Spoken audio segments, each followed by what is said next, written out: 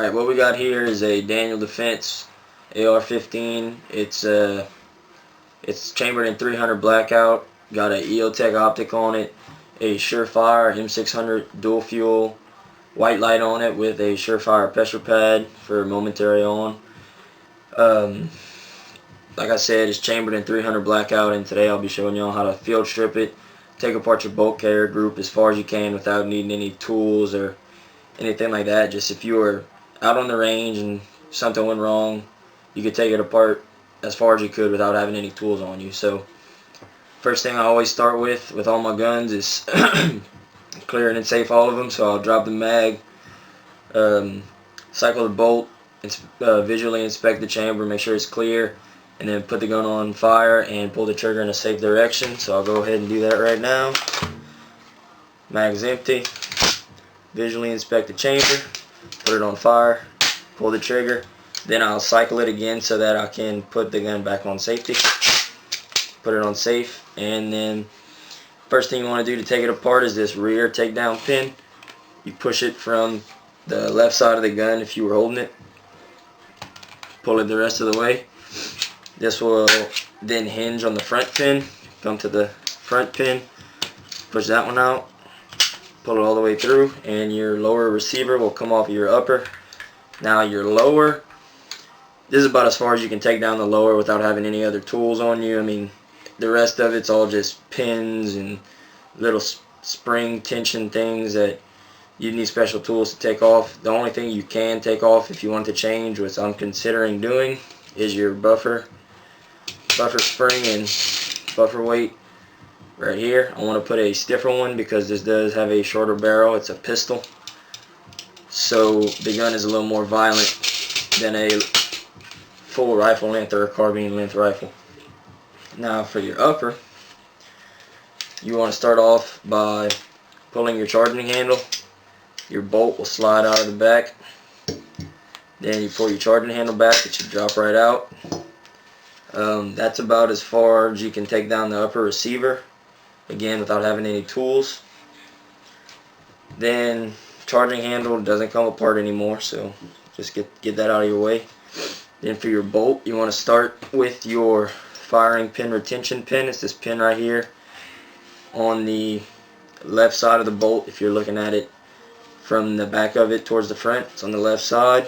Usually you can get my fingernail in there, pull it out, pull it the rest of the way. Then just stand the bolt up and jiggle it. Firing pin should fall out the back. So there's your firing pin. After that, you want to push the bolt to the locked position.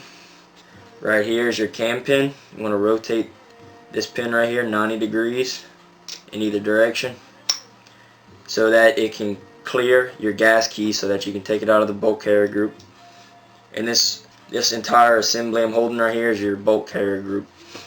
So now, just a quick thing on your cam pin, you want to keep this piece very well maintained because I have about 1,500 rounds through this gun. It's not clean right now, but you can tell by looking at the finish on this pin that this part takes a lot of the force of the gun just from being slammed back and forth, and it can wear pretty fast if you don't have it properly maintained and well lubricated. So that is one piece you want to make sure you have proper maintenance on. After you take out your cam pin, your bolt will just pull out of the front of the bolt carrier group, and that is just every part you can take off of the bolt carrier group besides your gas key, which should never come off because, as you can see right here, there are 2 Allen screws and they are staked in place so that they cannot back themselves out because this piece is not meant to come off. So that's your bolt carrier group, and if you were wondering what these grooves are for on the side right here, that is for your forward assist to if for some reason your gun wouldn't go fully into battery, you tap on that forward assist on your upper right here, and there's a little tooth in there and it catches on these grooves and it'll push your gun in the it'll push the bolt into battery if for some reason it doesn't go all the way forward. Now on your bolt here, there's you have your gas rings, the hole where your cam pin goes through, and then your ejector. Now your ejector can come off of the bolt, obviously. There's this little pin right on top here, and you can use your firing pin to push that out. You can push it from the top and just pull it out on the back side, and if you put some pressure on the back of it while you're doing that, it'll help it come out a lot easier. But two things on that: it's probably not the best thing to be pushing pins out of your gun with your firing pin. It can probably mess up the face of it, so I'm not going to go ahead and do it right now. But if you were somewhere on the range, in the field or whatever, and you had an extra extractor, which is unlikely, you could use your firing pin, push that out, and replace it on the spot if that situation arose, but probably not likely. So that will come out. I don't see a likely scenario where it would be practical to take that out with your firing pin. I mean, if it was up to me, I would just take the gun back home, order a new part, and take it apart with a punch or something to push that pin out instead of risking your firing pin or the longevity of your firing pin. So now the gun is fully field stripped and apart as much as you can get it without having any tools or wrenches or punches or anything. So that's it for the disassembly. Now for the reassembly, you start by putting your bolt back into your bolt carrier group.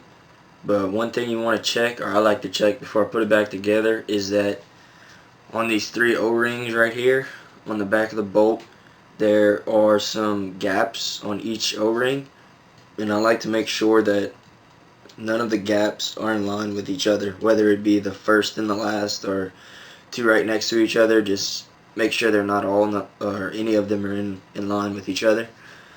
After you check that, you can put it back in your bolt carrier group, but you want to make sure that the little cutouts for the forward assist are facing you and your ejector is facing you.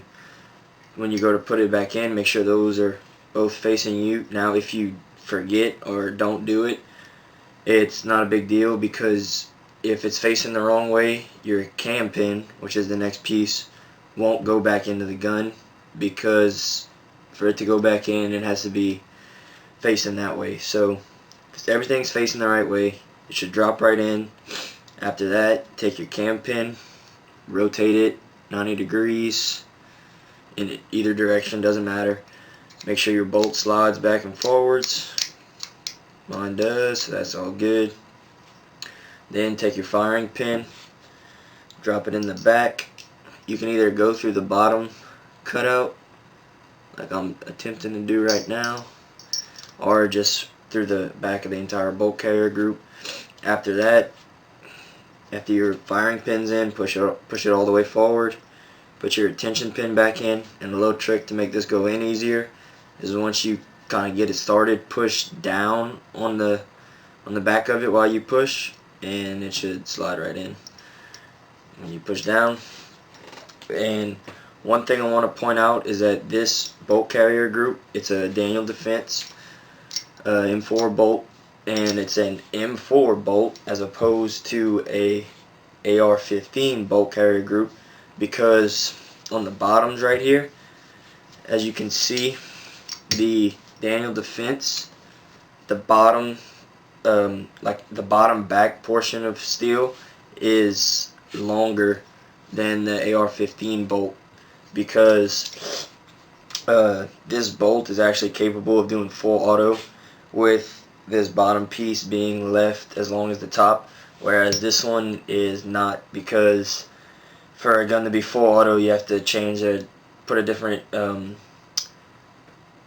trigger sear and safety selector in it, and so when the bolt goes backwards into the buffer tube, comes back forwards, there's a little sear that pops up, and this bottom plate right here will clip that sear, and when it does that, it'll make the firing pin release again, which will shoot another round, and it'll just continue. Whereas this one is milled back, so it will never impact that sear because it's milled back beyond the point of impact. So AR-15 bolt versus an M4 bolt. Now, after you get your whole bolt carrier group back together, and I said bolt, talking about these things, these are bolt carrier groups. After you get it all back together, to put it back in the gun, you're going to have to pull your bolt forwards in the bolt carrier group for it to go back in, because if it's in the locked position, your cam pin will be sticking out too far on the side. You won't be able to get it back in the gun.